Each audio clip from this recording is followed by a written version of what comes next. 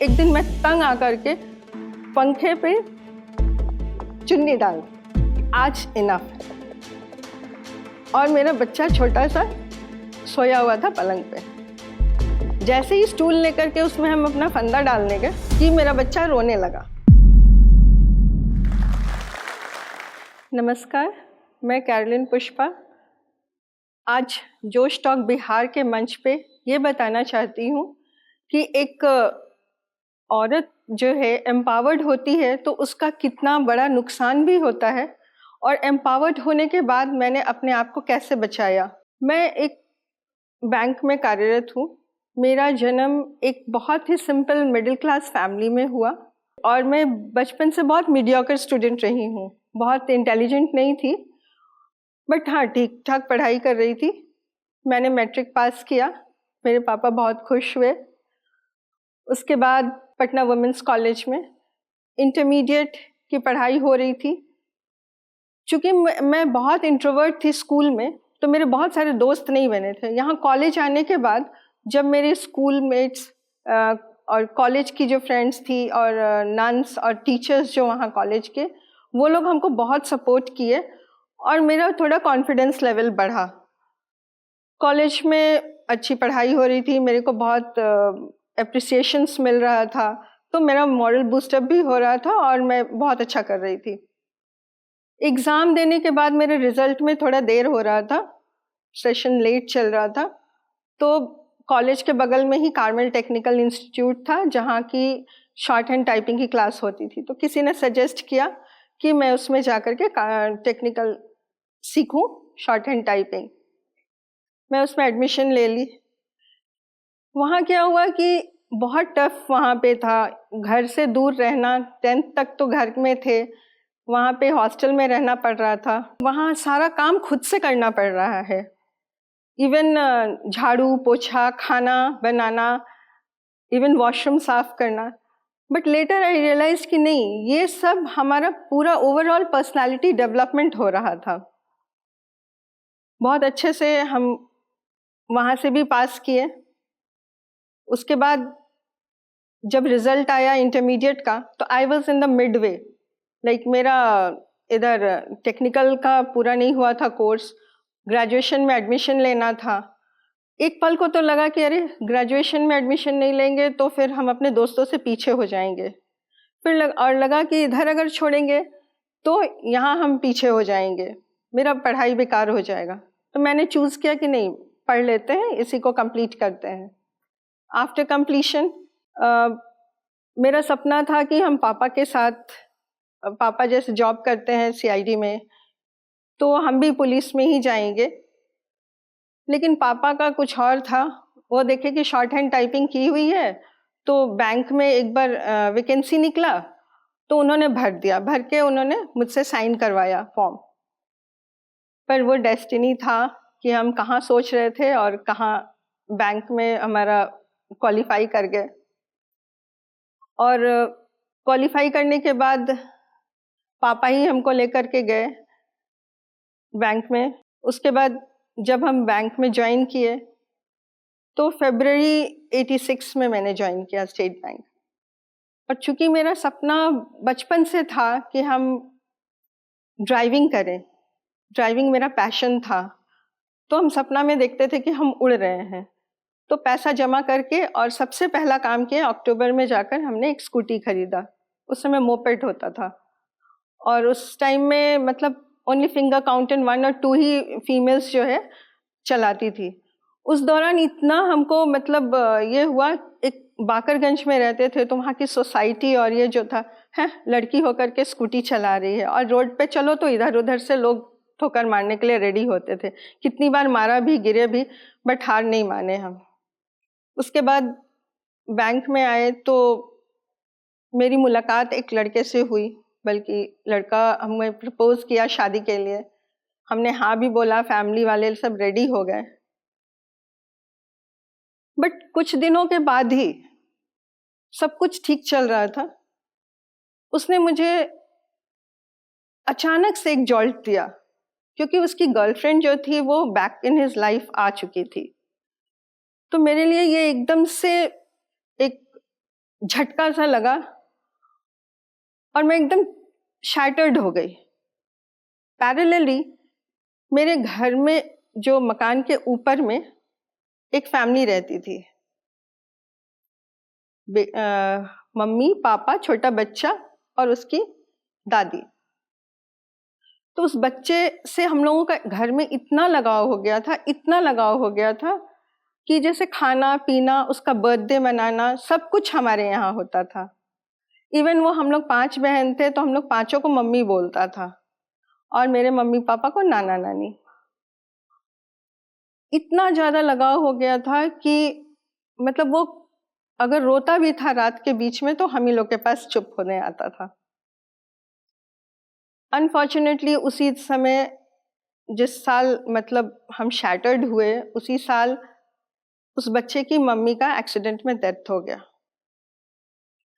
अब मेरा सिचुएशन समझिए, उस टाइम मतलब बहुत अजीब सा हो गया।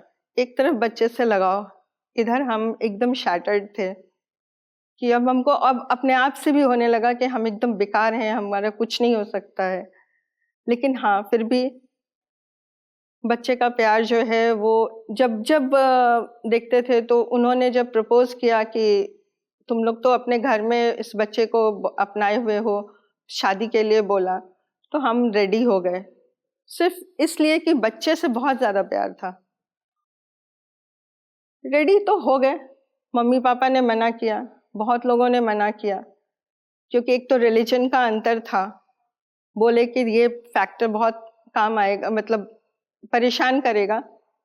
हम नहीं सुने, हम बोले नहीं, बच्चा है, बच्चे को अपनाएंगे।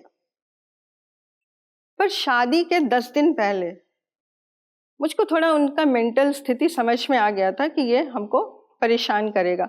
मैंने ना बोल दिया। फिर भी अब उन लोग बच्चे को यूज किए, बच्चा को बोला कि ना बोल रही है। फिर हम तैयार हो गए, सबके मना करने के बावजूद भी। उसके बाद शादी हो गई, उसके बाद टॉर्चर शुरू हुआ। मतलब मेरा एक्सेप्टेंस नहीं था उनके फैमिली में। बोलते थे ये छोटे जात की है, इसको मतलब थोड़ा भी ये नहीं, मतलब हमको कोई ये नहीं करता था। इवन उन लोगों का था कि ये अपना बेबी नहीं करेगी, क्योंकि अब चूंकि पहले से है तो अपना बेबी होगा तो उसको प्यार नहीं करेगी। तो हम बोले कि नहीं, ऐसा नहीं होगा। बट स्टिल जब मैं फर्स्ट टाइम माँ बनने वाली थी, तो मेरे से इतना घर का काम कराया जाता था, कोई सर्वेंट नहीं था, कोई हेल्प नहीं था। इतना घर का काम, ऑफिस सब करते करते क्या हुआ कि मेरा मिसकैरेज हो गया। मिसकैरेज हो गया, कोई हेल्प नहीं, मेरे घर वाले मेरा सपोर्ट किए।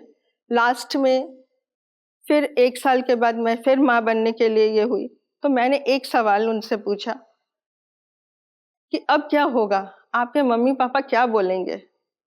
तो उन्होंने बोला, हाँ ये बात तो सही है। अरे कोई इंसान ऐसे कैसे बोल सकता है? इट मीन्स कि आप अपने ही बच्चे को एक्सेप्ट नहीं कर रहे हैं। मतलब इतना मेंटल टॉर्चर। बेबी हो गया, उसके बाद मेरे ऊपर जो होता है, आप तो खुद देख रहे थे कि हम एक्सट्रोवर्ट हो गए थे, गाड़ी चलाते थे, अपना काम खुद करते थे। तो अब किसी से बात करना मुश्किल कि तुम मुझसे क्यों बात करती हो, उसके साथ क्यों घूमती हो, उसके साथ क्या कर रही हो। इवन अपने अपने मुंह बोले भाई के साथ अगर मैं घूमती थी, उसके लिए भी उनको प्रॉब्लम होता था। डायरेक्ट कभी नहीं बोलते हैं, ठीक है, दूसरों के थ्रू। फिर भी मना किया, मैंने सब छोड़ दिया। उसके बावजूद इतना टॉर्चर कि एक दिन मैं तंग आकर के पंखे पे चुन्नी डाल दी, आज इनफ है। और मेरा बच्चा छोटा सा सोया हुआ था पलंग पे। जैसे ही स्टूल लेकर के उसमें हम अपना फंदा डालने गए, इट वॉज गॉड्स ये कि मेरा बच्चा रोने लगा। तो माँ की ममता वहां पे हावी हो गई और मैं उतर कर पहले उसको गले से लगाई, खूब रोया और ये सोचे कि नहीं, यहां से मेरी जर्नी शुरू होती है, खत्म नहीं होती है। और ये खत्म क्यों करे भाई? ये जो मेरा लाइफ है, मेरे माँ पापा का को वो करते हैं, उसके लिए नहीं। और जिसको हम अभी जिंदगी दिए हैं, जीवन में लाए हैं, उसका है। वो इंसान का नहीं है जो मेरा केयर नहीं करता है, मेरी परवाह नहीं करता, उसके लिए क्यों जान देना। बस उसके बाद चुपचाप सब कुछ सहते हुए, मम्मी पापा को कुछ नहीं बोलते थे, अपनी जर्नी चल रही थी। बच्चा थोड़ा बड़ा हुआ, करीब 2-2.5 साल का। उसके बाद इनका जो है मन बढ़ता गया, मेरे पे इतना इल्ज़ाम लगाए कि एक दिन हद कर दिया इन्होंने, मेरे पे थप्पड़ मारा। और वो पहला थप्पड़ था, ये भी नहीं कि बहुत बार, बातों से तो मारते थे, बट थप्पड़ जब चलाया तो उस दिन मैं डिसाइड कर ली, मैं अब नहीं रहूंगी। मैं अपने बच्चे को ली और अपने मायके चली गई।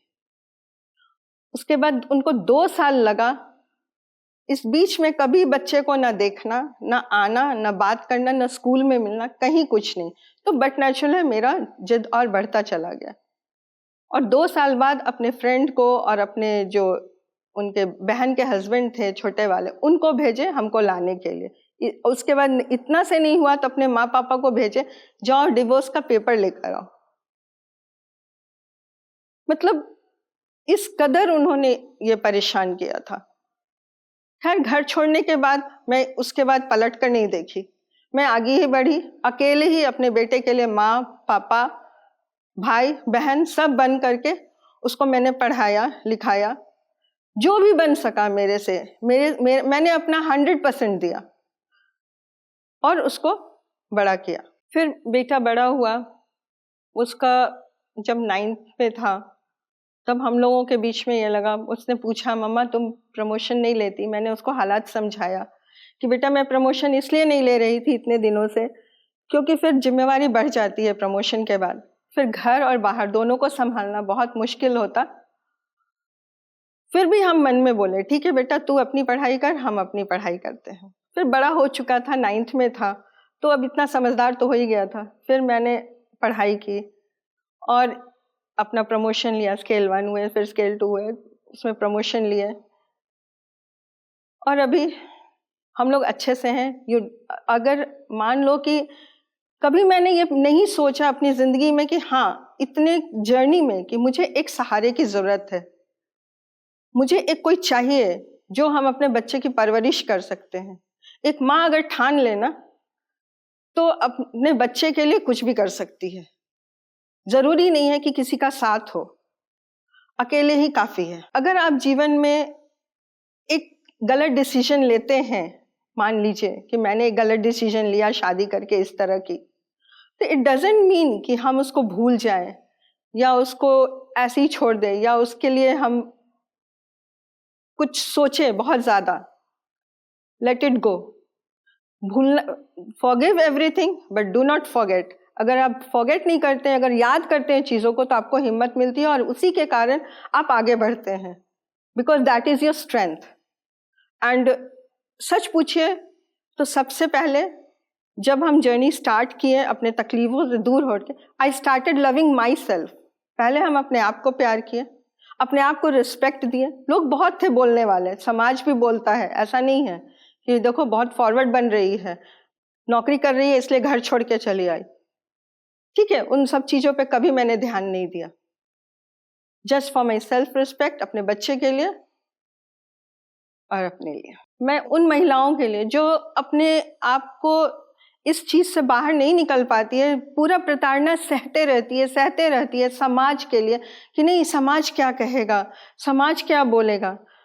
अरे समाज क्या बोलेगा, अपना रिस्पेक्ट खोकर, अपना ये खोकर कि कौन इतना ये करता है, अपना उस चीज़ से पूरी ये से बाहर निकल करके अपने लिए लड़ना है, अपने लिए फाइट करना है, अपना सेल्फ रिस्पेक्ट रखना है। तोरा सबके अगर ऐसा लग रहा हो कि जोश टॉक्स बिहार जमीनी स्तर के कहानी, किस्सा और लोग सबके जीवन यात्रा अगर दिखा रहा है तो एकरा सब्सक्राइब करूँ, लाइक करूँ और वीडियो शेयर करते रहूँ।